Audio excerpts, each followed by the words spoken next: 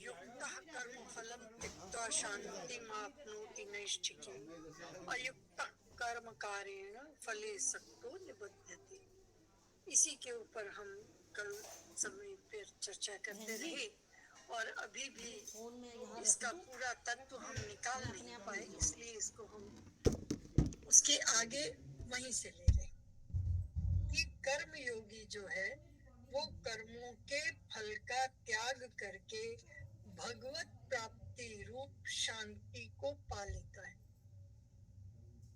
हम सारी जिंदगी अपने पूरे उसमें हम क्या मांगते हैं? सुख और शांति। हम शांति का सुख नहीं मांगते, हम सुख और शांति मांगते हैं। सुख हमें कहाँ से मिलता है? दूसरी लाइन से, अयुक्त कर्म कारेण। जब हम कर्म करते हैं, कर्म में बंध कर कर्म करते हैं, तो हमें सुख मिलता है ना। और फिर हम कहते हैं शांति। शांति मिलती है कर्म के फल को छोड़ने में। देखिए, दो अलग अलग बातें, दो अलग अलग एक जगह से हम मांगते हैं जहां है ही नहीं। हमारी कल बात यही खत्म हुई थी। जो चीज जहां नहीं है, हम जब उसको वहां ढूंढेंगे तो नहीं मिलेगी। हम क्या कहते हैं? प्रभु सुख शांति दो। पहले हमें सुख चाहिए। सुख क्या है? इंद्रियों का विषय से संयोग ही सुख है। हम पहले मांगते हैं वो, फिर हम कहते हैं अब हमें शांति दे दो। तो शांति तो फल को छोड़ने में है। हम फल के साथ वाली चीज पहले मांग रहे हैं, बिना फल वाली बाद में मांग रहे हैं, और वो भी बिना कोई कर्म किए। तो इस बात के लिए कहा गया कि कुछ ज्ञान होना आवश्यक है। तो एक सवाल नया उठता है कि क्या ज्ञान योग और कर्म योग, क्या ये दोनों अलग अलग हैं? क्या ज्ञान योग से जाकर व्यक्ति कहीं और पहुंचता है? कर्म योग करके व्यक्ति कहीं और पहुंचता है? ये तो बता दिया कि अयुक्त कर्म कारेण फलो सक्ते निबद्धते, कि जो व्यक्ति फल युक्त सकाम कर्मों को करता है वो इन कर्म जन्मों में फंसा रहता है। वो बीच शहद की मक्खी है, उसका विषय सर्कल अलग है। वो बीच शहद की मक्खी बीच शहद में ही रहेगी, वहीं मरेगी, फिर कहीं पैदा होगी, फिर किसी और आसक्ति में लग जाएगी। जैसा उसका जन्म होगा, जैसा उसका कर्म होगा, जैसे उसके फल होंगे, जैसा उसका संयोग होगा। क्योंकि सारे सारे जन्मों के तो फल हमें एक बार में नहीं मिल जाते। कुछ हमें अभी मिल जाते हैं, कुछ हमें थोड़े दिन के बाद मिलते हैं, कुछ शायद रह जाते होंगे तो वो 2-4 जन्म के बाद भी मिलते होंगे। वो डिपेंड करता है कि हमारा खाता कितना बड़ा है। प्रभु के पास भी तो ऐसा नहीं है ना कि वो टोकरी उलट देगा, एक एक करके वो तुम्हें फल देता जा रहा है। लेकिन अगर कर्म ही हमने गठरी बांध के रखे हैं तो बेचारा, तो क्या होगा? कुछ हमें मिल जाएंगे, कुछ हमें थोड़े दिन के बाद मिलेंगे। तो ये जो कर्म ज्ञान है, ये तो बात हो गई इसकी सकाम कर्म की। जो असंग वाले कर्म है, जिसको हम कर्म योगी कहते हैं, और एक दूसरा रास्ता जिसको हम ज्ञान योग के नाम से जान रहे थे, सांख्य योग के नाम से जान रहे थे, क्या वो योगी और कर्म योगी जो अर्जुन समझ रहा है, जो अर्जुन ने बार बार कहा, इस अध्याय का आरंभ किससे हुआ कि तुम मुझे कर्म योग में एक तरफ मुझे कर्म योग बता रहे हो, एक बार कर्मों से संन्यास बता रहे हो, तो मेरे लिए हाँ, संन्यासं कर्मणां कृष्ण पुनर्योगं च संशसि यत् श्रेयस्से तयोरेकं तन्मे ब्रूहि सुनिश्चितम्। यही बात उसने दूसरे अध्याय में कही थी, 7वें श्लोक में। यत् श्रेयस्त एतयोरेक, जो श्रेयस्कर है वो मुझे बताओ। सबसे बड़ी बात जो कही गई कि जो श्रेयस्कर है, तो किसमें से? संन्यासं कर्मणं कृष्ण, ज्ञान संन्यास योग, कर्म संन्यास और ज्ञान योग, इन दोनों में से मेरे लिए क्या श्रेष्ठ है ये बताओ। तो कृष्ण को ये लगा कि अभी भी ये सोच रहा है कि संन्यास का अर्थ है कर्मों को छोड़कर जंगल में चले जाना, जबकि ऐसा तो है ही नहीं। कर्म तो भगवान तो हर समय कर्म करने की बात करते हैं। क्या ज्ञान योगी भी कर्म करता है? कर्म योगी भी कर्म करता है। तो फिर अर्जुन किस संन्यास की बात कर रहा है? क्योंकि ज्ञान योगी भी एक स्थिति में आकर भक्ति की तरफ आता है। जब उसको पूर्ण ज्ञान हो जाता है तब उसको भक्ति सिखाई जाती है। ये हम कुछ उदाहरणों से समझ सकते हैं। अगर हम उदाहरण लें, जो कान्हा जी के उद्धव जी थे, उद्धव जी ज्ञानी थे, ज्ञान योग में पारंगत थे। एक बार उनकी परीक्षा लेने के लिए, या यूं कहो उनको भक्ति का मार्ग दिखाने के लिए, कुछ भी कहा जा सकता है, दोनों ही बातें सत्य हैं। ये भी कहा जा सकता है ज्ञान देकर भक्ति की और भक्ति मार्ग की पराकाष्ठा भी दिखानी चाहिए। ऐसा सोचकर उन्होंने कहा कि उद्धव, मुझे तो गोपियां बहुत याद आ रही हैं। महाराज, आप ऐसे कैसे कह सकते हो? आपको, आपकी अगर ये दशा है तो आम व्यक्ति क्या करेगा? थोड़ा आप तो ज्ञान जानते हो, आप थोड़ा ज्ञान करो। क्या गोपियों को याद करते हो? बीत गया सो बीत गया। उन्होंने कहा नहीं, अगर गोपियां मुझे याद करना छोड़ दें तो मैं भी छोड़ दूंगा, ये तो मैं जानता हूँ, लेकिन पहले वो तो छोड़े। वो मुझे छोड़ती नहीं है। तो क्या तुम चले जाओगे और क्या तुम उनको ये कहोगे कि वो मुझे याद करना छोड़ दें? कहा हाँ, मैं उनको ज्ञान का उपदेश दे के आऊंगा। प्रभु, मैं बिल्कुल बिल्कुल बिल्कुल पक्का। चल पड़े। अब वहां गए, उपदेश देने के बजाय उपदेश लेकर लौट आए। और क्या? लाली देखूं लाल की, जित देखूं तित लाल। वो तो स्वयं ही उस गंगा में डुबकी लगाकर आ गए कि भक्ति क्या है। ज्ञान के ऊपर वो भक्ति भारी थी। वस्तुतः ज्ञान मार्ग और भक्ति मार्ग एक ही है, कुछ अलग नहीं है। आपके साधन अलग अलग हो सकते हैं, आप किसी किसी चीज से उसको प्राप्त कर रहे हैं, ये बात ठीक है। और उन साधनों में कुछ भेद हो सकता है। हर व्यक्ति ज्ञानी नहीं हो सकता, हर व्यक्ति भक्ति मार्ग का भी नहीं हो सकता। लेकिन वस्तुतः जब हम ज्ञान मार्ग के साथ भी चलते हैं तो बिना भक्ति के तो ज्ञान नहीं हो सकता। आपका एक निष्ठ ज्ञान भी बिना भक्ति के नहीं हो सकता। एक निष्ठ भक्ति भी बिना इस ज्ञान के तो नहीं हो सकती कि प्रभु हैं, जिनकी मैं शरण ले रहा हूँ वो हैं, उनके प्रति श्रद्धा, उनके प्रति एक निष्ठता, उनके प्रति एक भाव, इसके हुए बिना तो भक्ति भी नहीं है। और यदि हम इस बात को रामायण में देखें तो नवधा भक्ति का पूरा सर्टिफिकेट हमारी शबरी माँ को मिला। प्रथम भगत संतन कर संगा, दूसर रति मुम कथा प्रसंगा। तो वो सारी की सारी भक्ति की बातें कहकर कहा, इनमें से एक भी गुण हो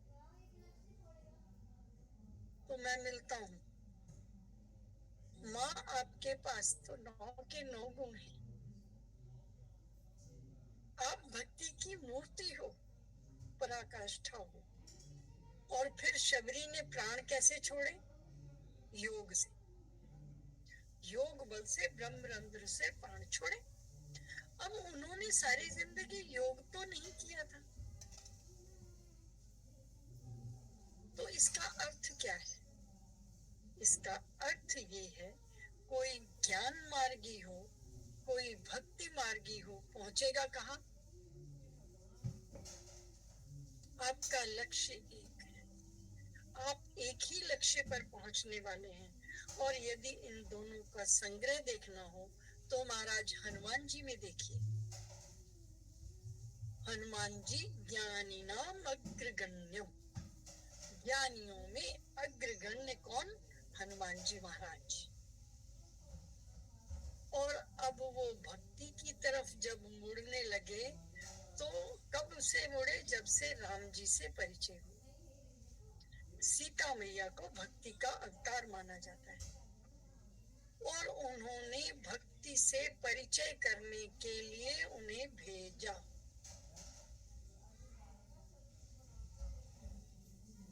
ज्ञानी व्यक्ति भक्ति से मिलने गया और मिलने के लिए, अभी ज्ञानी है तो चुप रहना आता है, और जिस समय यहाँ पर हुआ कि इतना बड़ा समुद्र, इसको कौन लांघेगा, तो हनुमान जी वहां चुप थे, क्योंकि अभी भक्ति की ओर उनके कदम बढ़े नहीं थे।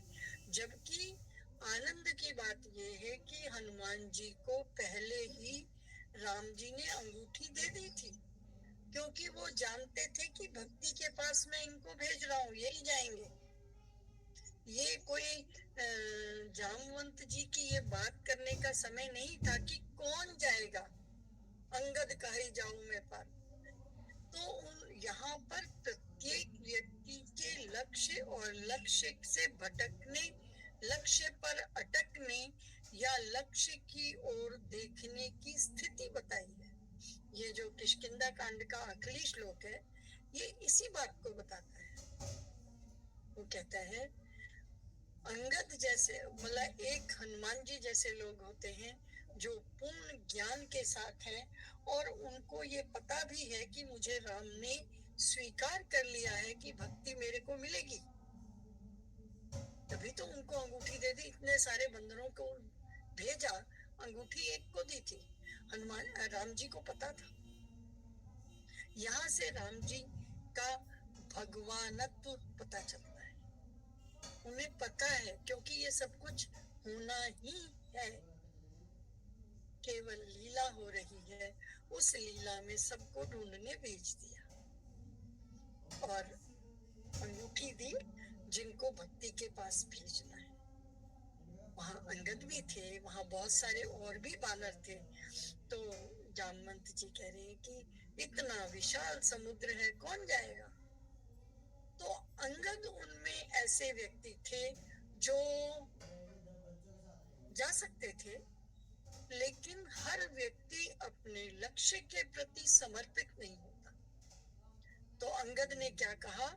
अंगद कहे जाऊं मैं पारा, जिय संशय कछु फिरती बारा।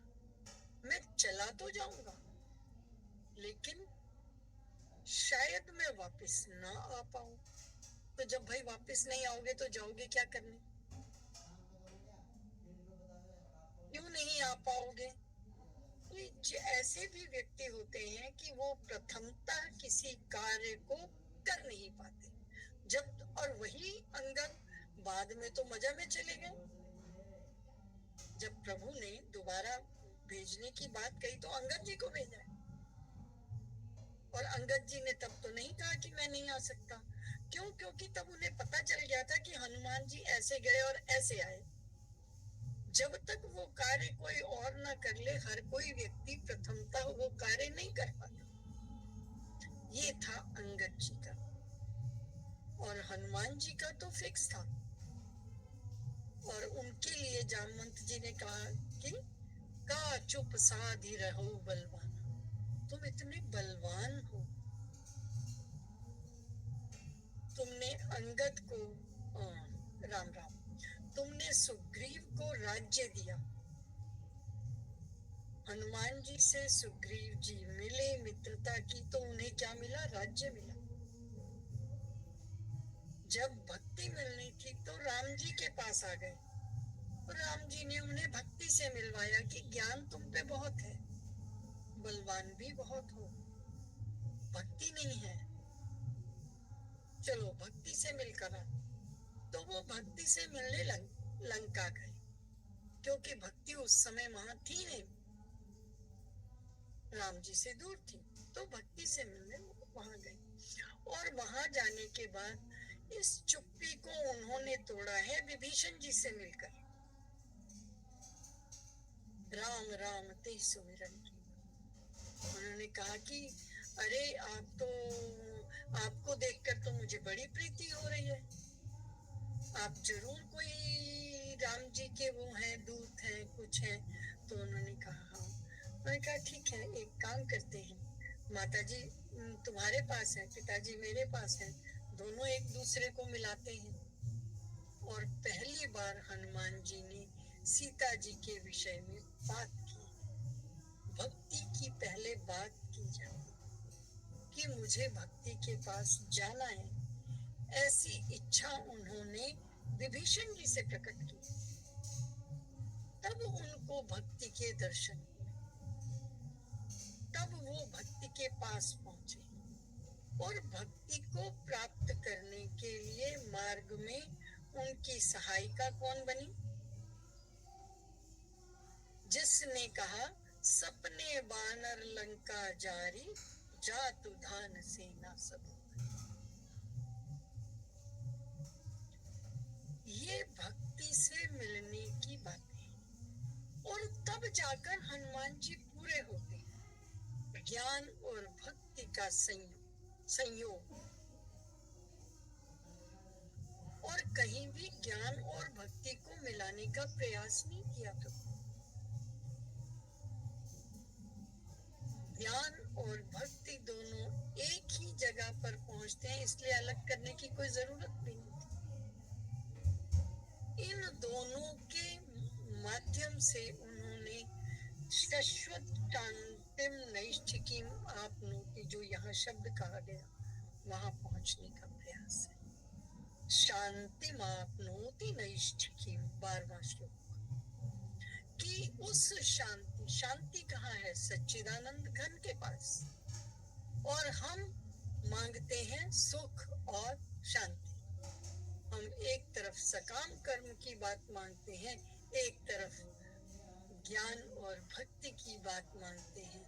बताओ, दोनों चीजें तो मिल नहीं सकती। हमें मांगना चाहिए हमें शांति का सुख मिले, तो हमें मिल भी जाएगा। हमारा वो हम से अच्छे वाले भिखारी भी नहीं। मैं तो अपने लिए कहती हूँ कि हम अच्छे वाले भिखारी भी नहीं है कि हम सही से चीज मांग ले और हम पा लें। मिल तो जाए, हम मांगना नहीं आता। हम अक्सर ये मांगते हैं, नहीं नहीं सिर में बहुत दर्द रहता है, बस ये नहीं होना चाहिए, कहीं भी और हो जाए। और जब कहीं और हो जाएगा तो कहीं ये किसने मांगा था, वहां से हटा तो यहाँ आ गया, ये दर्द निकलता। अरे मांगते हुए सोचना था ना, खुद ही तो मांगा था। हम यही करते हैं, सारी जिंदगी हमारा गिव एंड टेक चलता रहता है। एक कर्म हमारा खत्म होने नहीं पाता, हम दूसरा उसके साथ ही तैयार करके बैठे हो कि अब इसको भी भुगतो। मांगना सही चाहिए, मांगना पूरा चाहिए। और कैसा मांगना चाहिए? जैसा अर्जुन ने मांगा, यत् श्रेयस्कर, प्रेयस्कर नहीं। अगर मेरे जैसा कोई होता तो वो कहता है जो प्रेयस्कर है वो दे दो प्रभु, कि मैंने युद्ध नहीं करना, कुछ ऐसी ही तरीका मुझे बता दो कि मुझे युद्ध ना करना पड़े। युद्ध करना बड़ा मुश्किल है, मैं चाहता ही नहीं हूँ। और आप ये देखो, जितनी बार अर्जुन ने युद्ध ना करने की बात की है, किसी वजह से की है। उसने ये कभी नहीं कहा कि मैं सुख नहीं भोगना चाहता, मुंह से चाहे ये नहीं कहा कि मैं भोगना चाहता हूँ, लेकिन उसने क्या कहा है कि मुझे इस कीमत पर शांति नहीं चाहिए, मुझे इस कीमत पर युद्ध नहीं करना। युद्ध तो करना है, या इन इस राज्य सिंहासन को तो पाना है, शासन तो करना है, पर इन सब को मार कर नहीं। प्रभु कहते हैं कि मैं भाई तुझे ऐसा रास्ता बता रहा हूं कि तू फल को साइड छोड़, ये सब मिलेगा ही मिलेगा क्योंकि तू काम करेगा। तो तस्मात् योगी भवार्जुन, जब वो ये कहते हैं तस्मात् योगी भवार्जुन, इसका अर्थ है कि तू योगी, कर्म योगी हो जा, फल की इच्छा छोड़कर अब तू धनुष बाण उठा और इस युद्ध को कर। इस श्लोक की इतनी व्याख्याएं हैं कि दिनों में क्या महीनों भी निकल जाए। सर्व कर्माणि मनसा संन्यस्यास्ते सुखम वशी, नवद्वारे पुरे देहि नैव कुर्वन् न कारयन्। कहते हैं कि अंतःकरण जिसके वश में है, ऐसा सांख्य योग का आचरण करने वाला पुरुष ना करता हुआ और ना ही करवाता हुआ 9 द्वारों वाले शरीर रूपी घर में सब कर्मों को मन से त्याग कर आनंद पूर्वक सच्चिदानंद घन परमात्मा के स्वरूप में स्थित रहता है। यहाँ पर उस निष्ठ की शांति का घर बताया है कि अंतःकरण जिसके वश में है, ऐसा जो सांख्य योगी, ऐसा जो ज्ञानी, ज्ञान से आचरण करने वाला जो पुरुष है, वो न करता है न करवाता है, और अपने इस 9 द्वार वाले शरीर में सब कर्मों को मन से छोड़कर आनंद पूर्वक सच्चिदानंद घन स्वरूप में स्थित रहता है। यहाँ अंतःकरण की बात हो रही है, अभी तक बात मन तक की हो रही थी, एक निष्ठता की हो रही थी। अब अंतःकरण पर आए। इससे पहले वाले श्लोकों में आया कि कर्म को कैसे छोड़, मन के साथ किस तरह से, इंद्रियों को किस तरह से, कर्म ज्ञान इंद्रियों को किस तरह से। तो अब आए हम अंतःकरण पर, तो वो कहते हैं सब काम को मन से छोड़कर। जब आपने मन से सब कुछ छोड़ दिया तो ज्ञानेंद्रियां कर्मेंद्रियां तो पीछे हो गई, क्योंकि ये खुद से तो कुछ करती ही नहीं है। ज्ञानेंद्रियां कर्मेंद्रियां कभी काम नहीं करती यदि उनको मन उनके साथ ना हो। आप कुछ उठाना चाहो, आपका मन ना हो, वो नहीं उठता। आपका मन होना साथ में जरूरी है।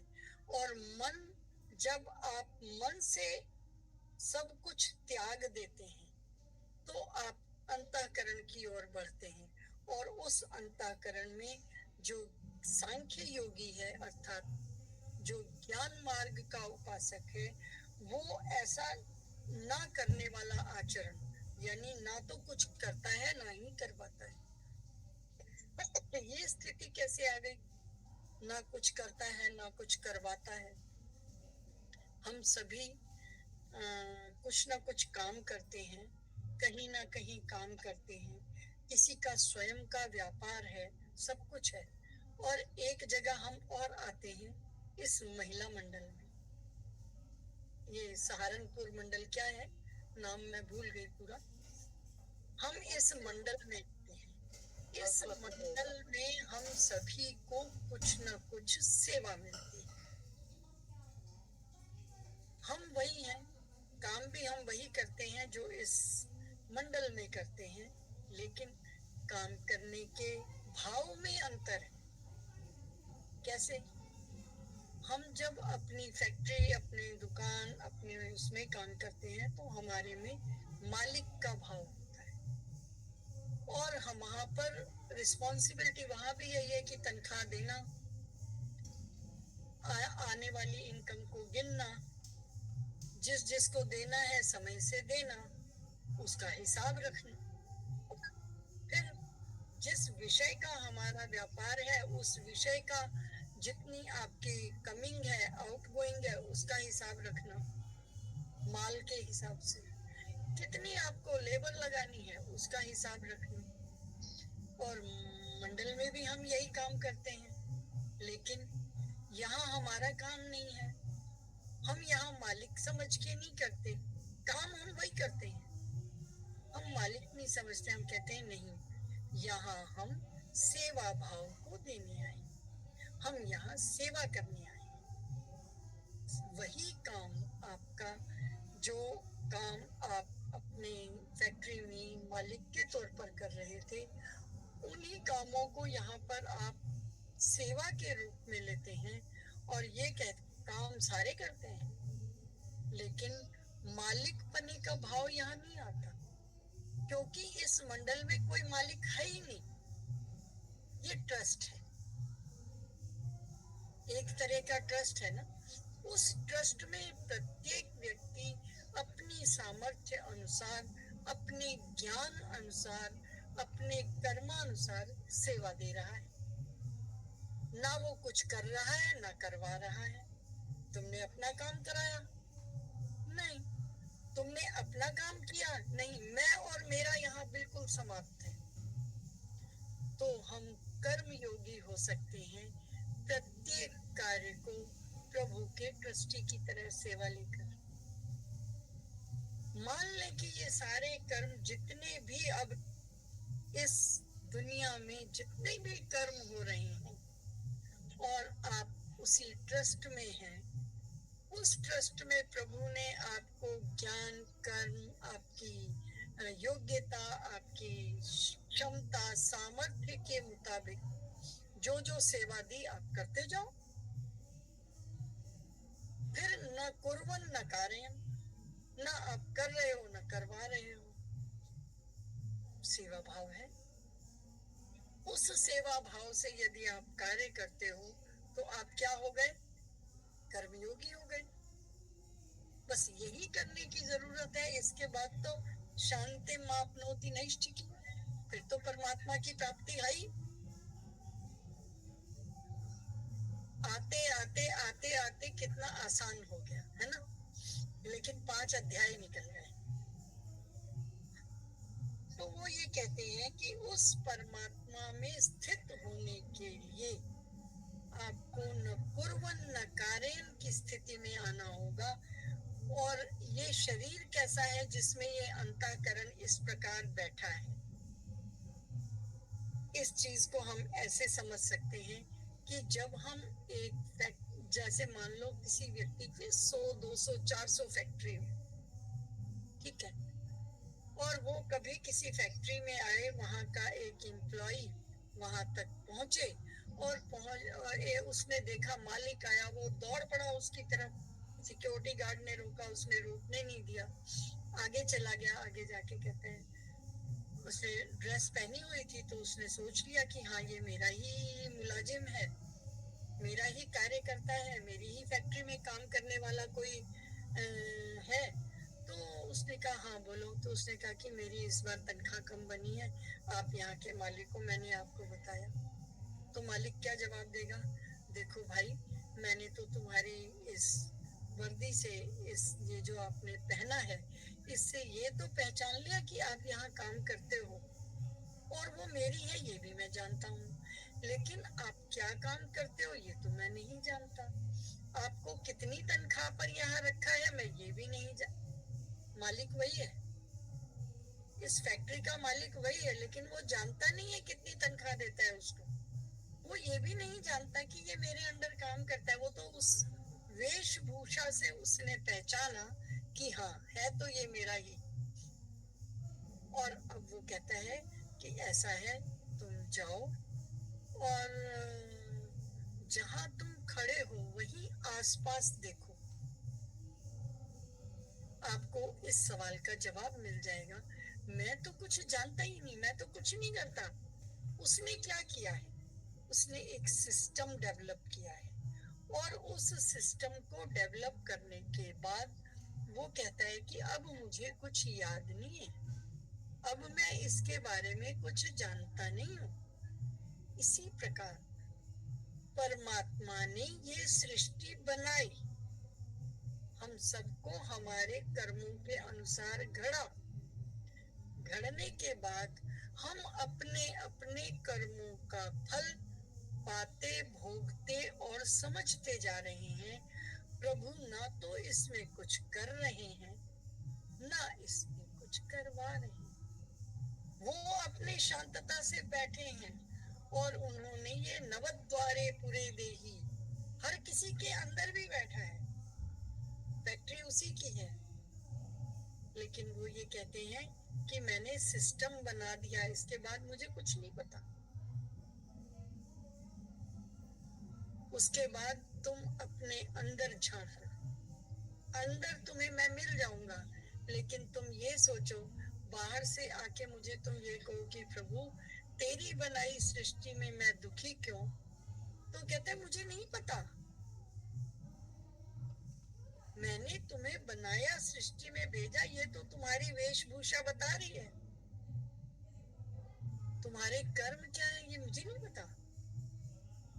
तुम क्या करोगे, किसका फल मिल गया, किसका नहीं मिला, क्या मिलने वाला है, ये मैं कुछ नहीं जानता।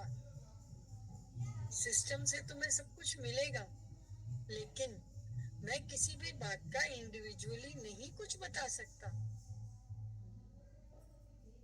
उस सिस्टम के तहत जो भी कुछ आपको मिलना होगा वो मिलेगा, उसमें कोई दो राय नहीं है। कुछ कर्म योगी का सा कर्म करोगे तो मैं भी मिल जाऊंगा, लेकिन वो तुम करोगे तो तुम्हें मैं मिलूंगा।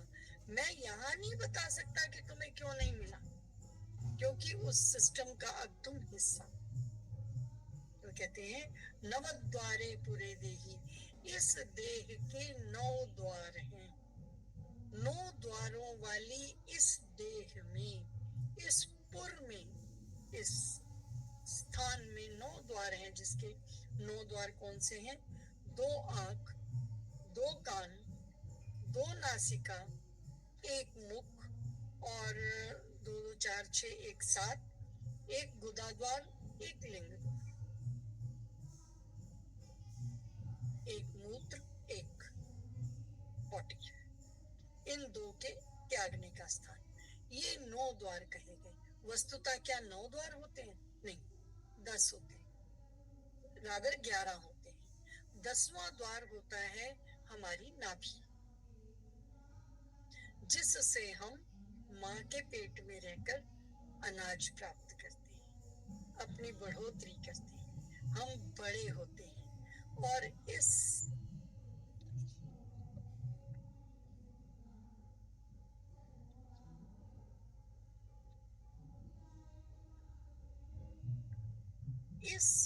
9वें द्वार के बाद ये 10वां द्वार है आपकी नाभि, और 11वां द्वार है आपका ब्रह्मरंध्र।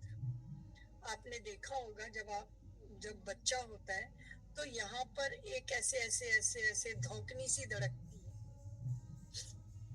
इसको कहते हैं ब्रह्मरंध्र। और कुछ परंपराएं हैं, कुछ हमारी वो हैं, जब किसी व्यक्ति की मृत्यु हो जाती है तो जो व्यक्ति आग देता है वो व्यक्ति इस कपाल क्रिया को करता है कि अगर मान लो ये व्यक्ति किसी जन्म में या किसी समय में योगी हुआ हो और उसके कुछ प्राण यहाँ शेष हो तो वो भी बाहर चले जाए, तो एक परंपरा के तौर पर उस दरवाजे को खोला जाता है। जैसे दाई हमारी जब हम पैदा हो जाते हैं तो उस 10वें द्वार को लपेट के गांठ लगा देती है, फिर वो दरवाजा खुलता नहीं। और इस द्वार को जाते हुए खोला जाता है कि अगर प्राण शेष हो, कोई योगी हो, कोई तपस्वी हो, तो उसके जो शेष प्राण हैं वो भी यहाँ से चले जाए।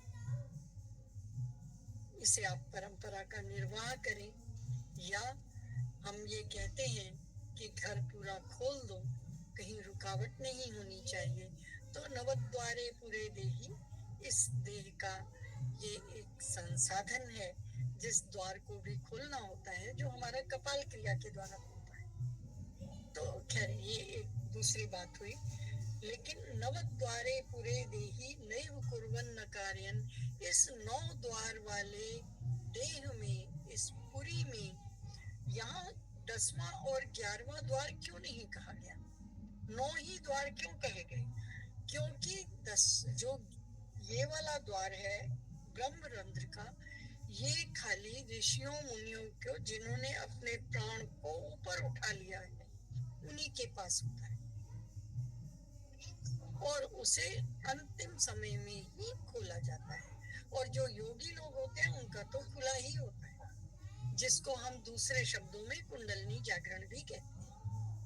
और ये जो हमारा 10वां द्वार है जिसको हम नाभि द्वार कहते हैं, ये हमारा जन्मते ही बंद कर दिया जाता है हमेशा के लिए। हमारी दाई माँ इसको गांठ लगा देती, फिर हम इस रास्ते से कुछ खाते पीते हैं, वरना तो 9 महीने इसी रास्ते से खाकर जिंदा हो जाते हैं। माँ के पेट से श्वास इसी रास्ते से, माँ से खाना इसी रास्ते से खाते पीते हम 9 महीने तक बड़े हो गए। तो नवद्वारे पूरे देही, इस 9 द्वार वाली देही में हम इस तरह से रहते हैं। और इस रहने में ये अंतःकरण कहता है, ये परमात्मा कहता है कि मैं जिस रूप में आपके यहाँ रहता हूँ, मैं वहां से न तो कुछ करता हूँ न मैं कुछ करवाता हूँ। मैं निश्चल, मैं बस सिर्फ देखता रहता हूँ, दृष्टा भाव। वहां वो कुछ करते नहीं। और वो ये कहते हैं कि इस तरह मैं सच्चिदानंद घन परमात्मा में स्थित रहता हूँ। अब कहने को तो स्थित रहता हूँ, वास्तव में उनकी स्थिति तो हर जगह है ही। स्थित क्या रहता हूँ, उनके बिना तो कोई भी जगह नहीं है। हमने ये मान लिया कि हमारे अंतःकरण में वो बैठे, वस्तुतः तो वो हर जगह है। जिसके लिए हमें आवश्यक है सर्वभूत हिते रता, जो हमने कल बात कही थी कि 2 चीजों का समावेश होना आवश्यक है। पहला, सुबह उठो राम का नाम लो, सारा दिन राम की सेवा करो, हो गए कर्मयोगी, कुछ फालतू करना ही नहीं। सुबह उठो और पहला शब्द कुछ, जिसको भी आप, जो भी आपके इष्ट हो, मैंने राम कहा, राम आवश्यक नहीं, कृष्ण, माता जी, शिव जी, जिनको भी आप मानते हो उनका नाम लो और सारा दिन उनकी सेवा करो। जब हम कहते हैं उनकी सेवा करो, तो इसका अर्थ है सबके हृदय में विराजमान उस सत्ता को देखो, उस सत्ता के लिए कार्य करो। सर्वभूत हिते रता, सभी भूतों के हित के लिए कार्य करो। श्री कृष्ण गोविंद हरे मुरारी, हे नाथ नारायण वासुदेव। श्री कृष्ण गोविंद हरे मुरारी, हे नाथ नारायण वासुदेव। जय श्री कृष्ण। क्षमा कीजिएगा, आज 5-7 मिनट 10 मिनट। कोई बात नहीं दीदी, कोई नहीं। वो मंडे और ट्यूसडे को पाठ ज्यादा होते हैं तो होता है समय का। बहुत बहुत धन्यवाद आपका। आपकी ज्ञान की गंगा में आप हमें गोते लगवाते रहो और हम लगाते रहे।